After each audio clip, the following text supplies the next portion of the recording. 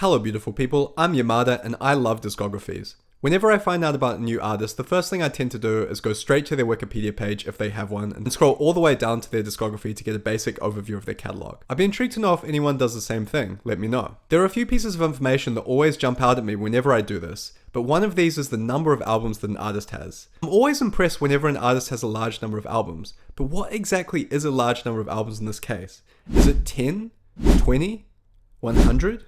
1000? I googled average number of albums and I couldn't really find any hard data around this. The search results mention that record labels tend to sign artists for about 4 to 5 albums. But as you might know if you're keeping up with the state of the music industry today, record deals are becoming less and less relevant, with artists having the ability to create their own discographies entirely independent of any record deal. Another interesting data point here is that only about a third of artists on Spotify have uploaded more than 10 songs. So it seems like the majority of artists don't end up with a large discography. Even just releasing one album of about 10 songs could be considered a massive achievement, and many artists don't go much further beyond this. But what about those artists who consistently pump albums out over a long period of time and end up with an extremely large discography? I'm always interested in artists like this, and seeing a high number of albums always gets me intrigued as to why they made so much music. Now, I will admit that just because an artist has a large discography doesn't necessarily mean that I'll listen to all of it. In fact, seeing a lot of albums can be quite intimidating in a lot of cases, as it means I probably won't be able to get through all of them. And then am I really able to say that I've given the artist a fair chance? There's not many artists that I'll give my ears to for 3 albums, let alone 10, and 10 isn't even really that much compared to some of the artists we'll be looking at on this list. So a large discography might get me interested in an artist, but it won't keep me there, and to be honest, it can even be a turn-off in some cases. If an artist has a nice, neat discography of 3 albums or something like that, I know that I'll realistically be able to consume it in a reasonable amount of time, and hopefully there's enough in there to keep me happy for a while. So yeah, keep in mind that this video is really just intended to be a fun piece of trivia, and any competition around which artist has the most number of albums seems pretty dumb to me. I don't know if there's many people in the world who've actually listened to all the albums of some of the artists on this list, as that would take days or even weeks of non-stop listening. So with that out of the way, let's find out about some of these artists who've made record-breaking amounts of music over the course of their careers. So one day I woke up and decided to enter the phrase guitar virtuosos into Google. Why did I do this? Was I feeling a little bit insecure about my own guitar playing? Maybe a little, but I really just wanted to expand my knowledge in this area. I knew about some virtuosos such as Steve Vai, Tim Henson, Nick Johnston, and Guthrie Govan, who are all great at making you feel like you suck at guitar.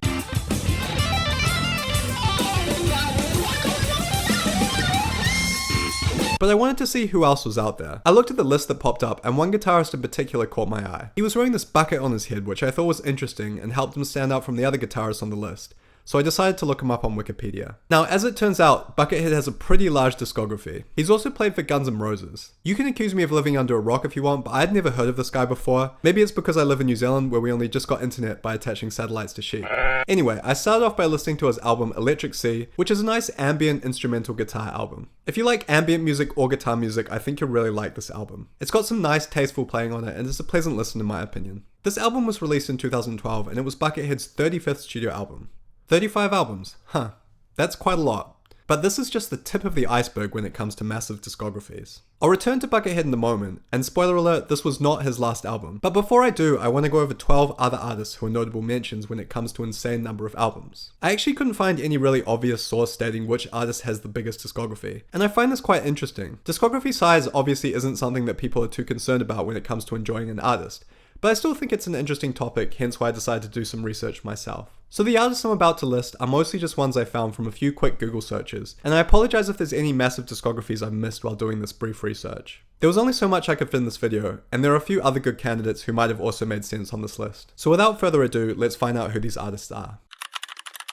So let's start with some small fish here. King Gizzard are one of those bands that pop into my mind whenever the question of largest discography comes up. And as far as modern bands go, they're certainly up there when it comes to sheer size of output. At the time of this video, they've released 25 studio albums, 16 live albums, 3 compilation albums, and 1 remix album according to Wikipedia, but I'm sure they've got many more to come. They're also known for releasing a large number of albums each year, putting out 5 in 2023 alone. Now, I'm not going to make a distinction between studio albums and live albums for this list, just because I'm mainly concerned with the raw size of the discography here. I realize that some people might say that the live albums don't count or that they count less than the studio albums. And as far as unique original content goes, that might be true, but I'm interested in quantity over quality here. Who has the most albums regardless of what the music on those albums actually is? So I'm going to put King Gizzard's total number of albums at 44 instead of 25, even though 25 might be the more commonly used amount. Pretty impressive, but as we'll see, 44 is actually pretty tame compared to some of the artists on this list.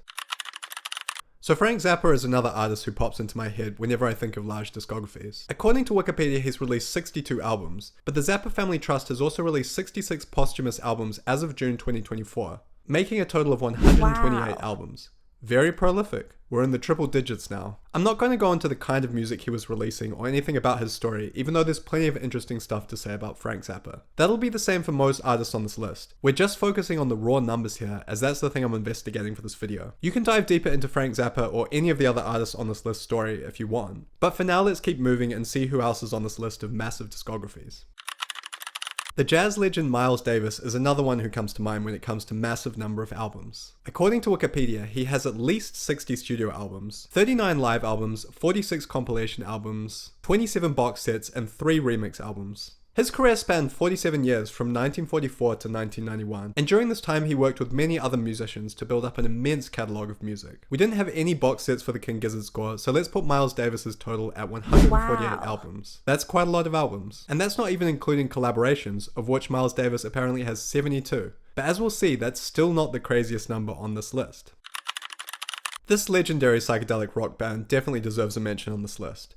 I actually happen to make psychedelic rock music myself, so I have to pay homage to these guys as a cultural pillar of the genre who formed in the mid-60s. King Gizzard is also a psych rock band, but they haven't quite reached the same status that Grateful Dead has achieved, and they also haven't released as many total albums. Maybe they'll get there eventually, we'll see. However, that could be difficult, because according to Wikipedia, the Grateful Dead has released more than 200 albums, although the majority of these were recorded live in concert. They actually only have 13 studio albums, which were recorded over a 30-year period from 1965 to 1995.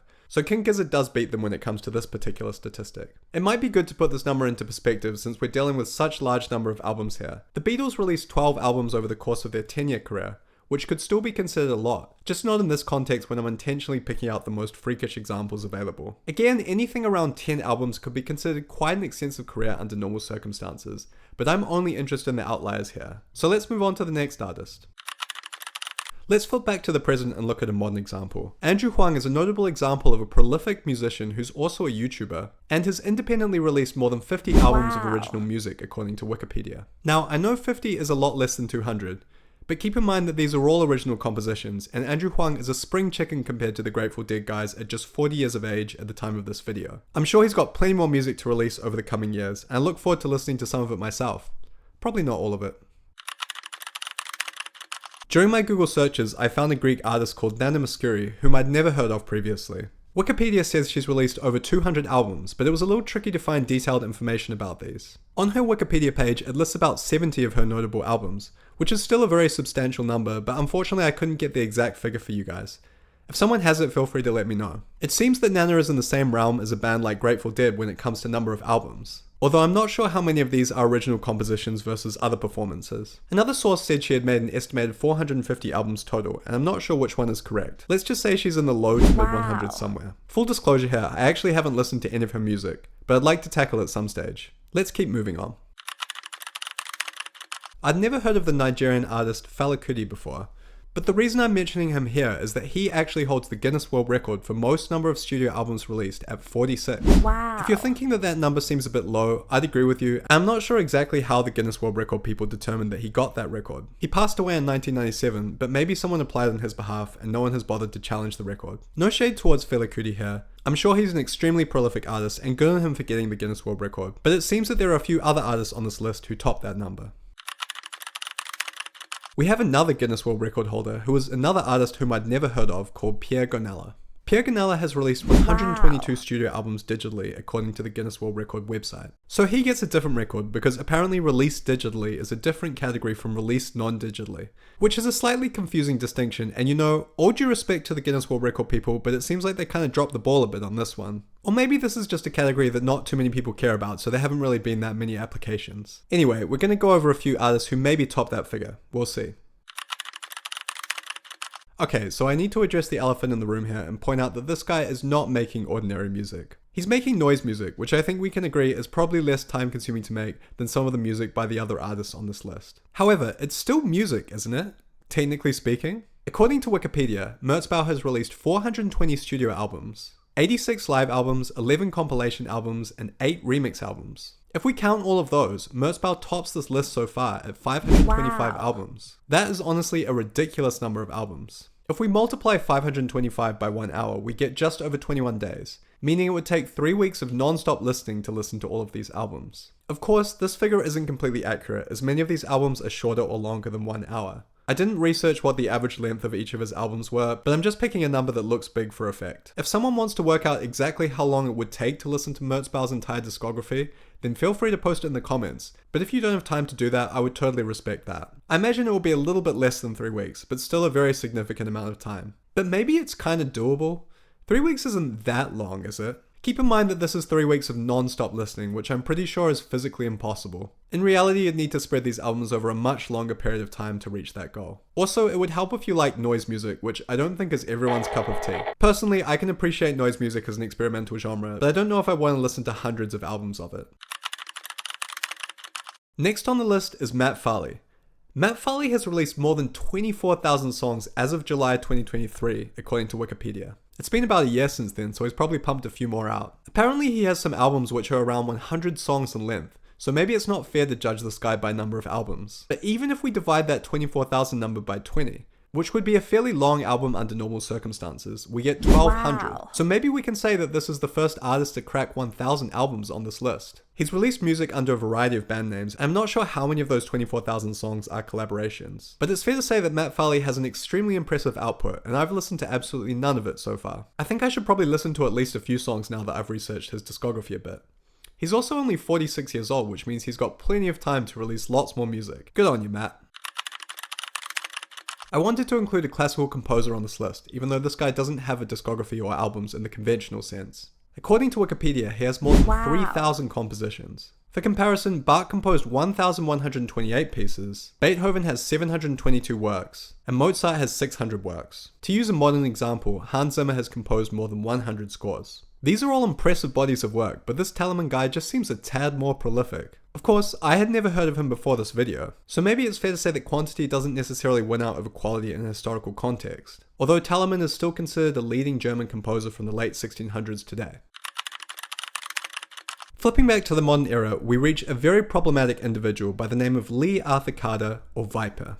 According to Google, Viper has released more than 1,500 albums, but only about 15 of them consist of solely original material. I should point out that this guy was arrested on January 4th this year for aggravated kidnapping, and was also charged later this year for kidnapping another woman. Basically, this guy appears to be quite the unsavory character, and that's a massive understatement. However, I'll still put him on this list as he popped up quite a few times in my Google searches. And technically he might have the most albums if we allow for chopped and screwed stuff, which is basically just remixes of his other material sped up or slowed down. Again, I haven't listened to any of it myself. So that nearly concludes our list, except for one artist who, if you remember, I mentioned right at the start of this list, and that artist is... Okay, so Buckethead has a special place on this list just because he was the artist who sparked this whole investigation for me, and I also listened to some of his music recently, so I feel like I can say a little bit more about him than some of the other artists on this list. So Buckethead has a series of albums called Pikes, which he started releasing in 2010 as kind of musical comic book releases, which are each about 30 minutes in length. According to Wikipedia, there are a whopping 488 of these. Although there were some conflicting numbers even on his discography page, so I'm not 100% sure exactly what is going on there. Actually, there's 3 different figures you can get from different places on Wikipedia: 519, 435, and 640. In fact, it turns out you shouldn't trust everything you read on Wikipedia, because according to rateyourmusic.com, he's up to Pike 660 as of 2024, and this seems to be the most accurate figure as far as I can tell. And that's not even including his other studio albums. Buckethead might also have the record for most number of albums released in a year. He put out 118 albums in 2015. That's more than one album every 3 days. Yes, these are short albums at about 30 minutes apiece, but they're still technically albums. Spotify's definition of an album is any set of songs that's above 30 minutes in length, so the Pikes just barely slot in here. By the way, you can find some of the Pikes on Spotify, but it looks like YouTube is a better place to find them. All 666 are available here, which will take you about 2 weeks of non-stop listening to get through. Godspeed, friend. Now, we had some artists on this list who may have broken the 1,000 mark for number of albums, but I think Buckethead deserves a special mention when considering the nature and quality of his output. I listened to a few of the Pikes, and I was quite surprised to find that they were really high quality in terms of composition and production. They didn't really sound like improv jams at all, which is what I was expecting considering there were so many of them. These are well performed pieces that clearly have a decent amount of thought put into them, and so I'm going to make Buckethead my unofficial winner of the largest discography that I can still kind of make sense of. I hope this isn't a contentious choice for anyone. Matt Farley and Viper are probably the two other main contenders here, but I'm disqualifying Matt Farley just because his discography doesn't really make much sense to me, and Viper is out not just because he's a really unethical person, but also because his discography consists of mostly reused material. Buckethead has produced hundreds of legitimately original albums. Now, if you don't like guitar music, you probably won't like any of Buckethead's stuff, as it's basically just a bunch of really long guitar solos. And I'll admit that even though I love a good guitar solo and put plenty of my own music, I do find purely guitar instrumental music a little bit repetitive, especially when it's all an album is comprised of. But I can still respect Buckethead for his dedication to the craft, and he certainly seems to be a virtuoso guitarist from what I've heard of his music. I hope you enjoyed this video, and please let me know in the comments if you know of any other artists who have massive discographies. I'm always interested in discovering new artists, and bonus points of something about their metadata, such as number of albums, is interesting in its own right. Also, if you're an artist with your own discography, always remember that comparison is the thief of joy. I actually have 5 albums recorded and released digitally under different artist names, which I mentioned in my video about TikTok shadow banning, which you can check out if you want, and I'll link to that in the video description. But I'm not too concerned with the raw numbers when I'm creating my own music. Instead, I always try to remain focused on consistently releasing the best music I can, given my available resources. Shameless plug time, I also have an album coming out later this year called God Have Primacy, and I'm posting the singles and album on this YouTube channel, as well as all the usual streaming services. So please consider subscribing if you want to listen to the album here, or if you're just interested in more content like this. The album is in the psychedelic rock genre, so there's some similarities to bands like King Gizzard and the Grateful Dead, although genre can be a flexible thing, and I think there's also some differences from these artists. If you do end up listening to the album or any of the singles, feel free to let me know if you think it fits into this area of psychedelic rock, or if you think it belongs somewhere else. Otherwise, I'll see you in the next video. Bye bye!